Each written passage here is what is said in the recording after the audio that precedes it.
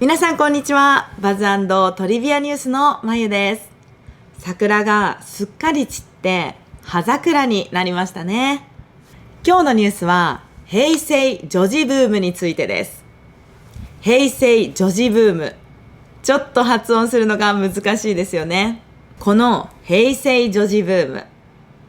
平成は今令和の一つ前の言語、女児は女の子を指す言葉です。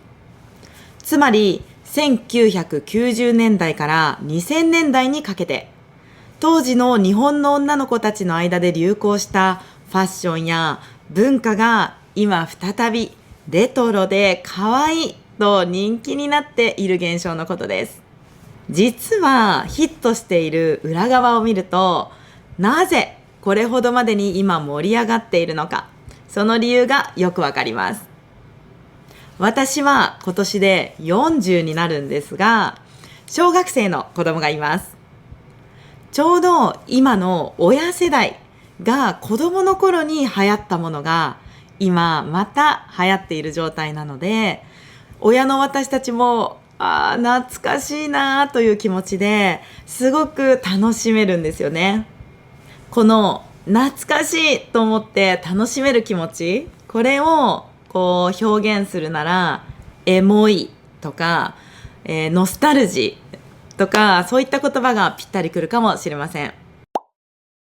でね、ほら見てください。このシール帳、これうちの子供のシール帳なんですけど、ほら、いやもうさ、太すぎないっていう感じでしょ。でこれほんと蓋がほらもうさ全然閉まらないんです。ほらこれ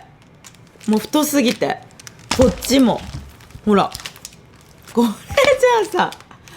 もう全然閉まらない。これね、でもすごい可愛いんですよね。ほらこんな感じでね、いっぱいシールが貼ってあります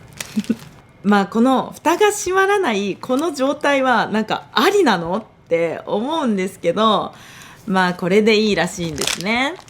で最近こう子供同士が遊ぶときは必ずみんなシール交換しようっていう風になるので、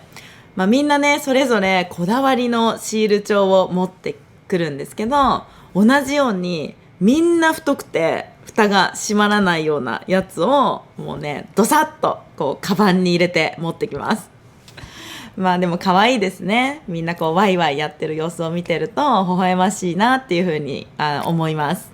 シールブームの火付け役になったのが日本のサンスター文具という文具メーカーが出したボンボンドロップシールというシールなの。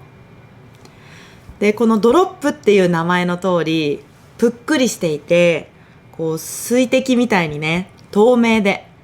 こう可愛いシールなんだけど、これはね本当に未だになかなか売っていないです。で本気で手に入れたいと思ったら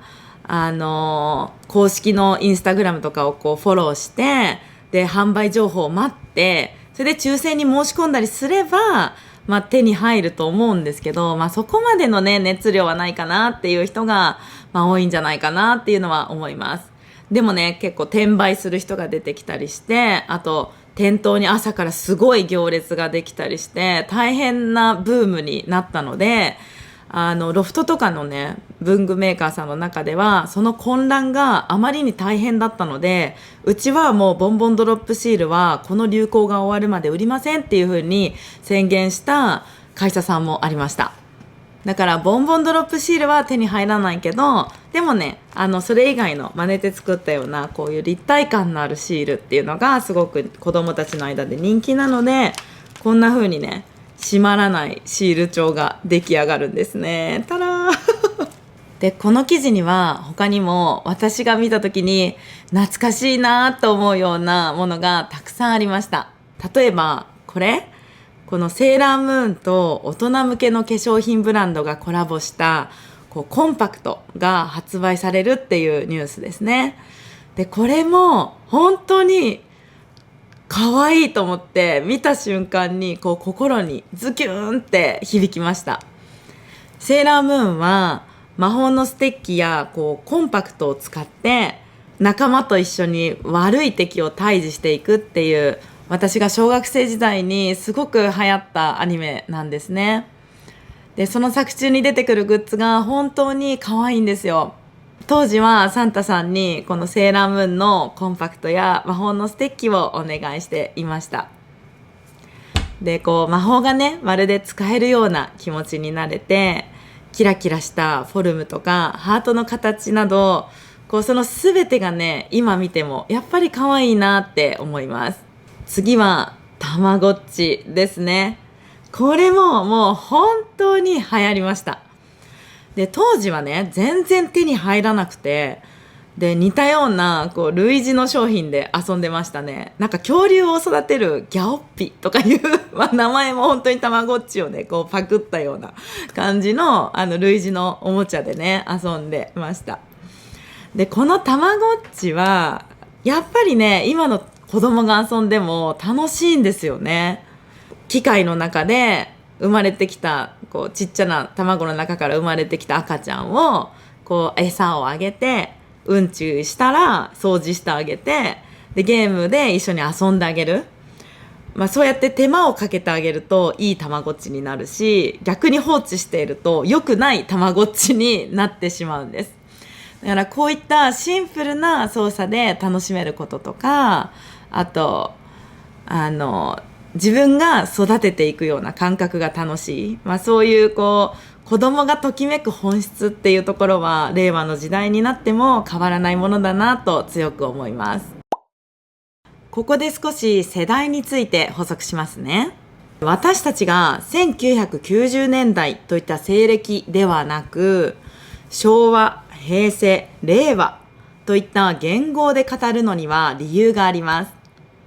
自分たちのアイデンティティやその時代の空気感を瞬時に共有できるからです。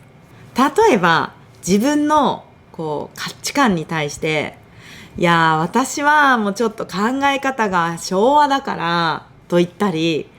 あと平成生まれが自分のことを私もう平成おばさんだからさって呼んだりするのも、その世代特有の背景があるからですね。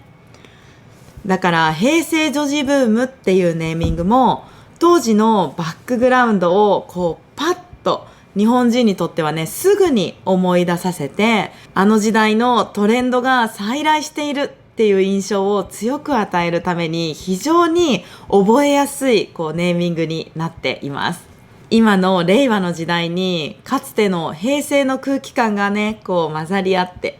世代を超えて可愛いを共有できるというのはなんだか素敵なことですよね。私もね、このブームに少し乗っかっている部分があって、とても楽しんでいます。皆さんは子供時代にはどんなものが流行っていましたか？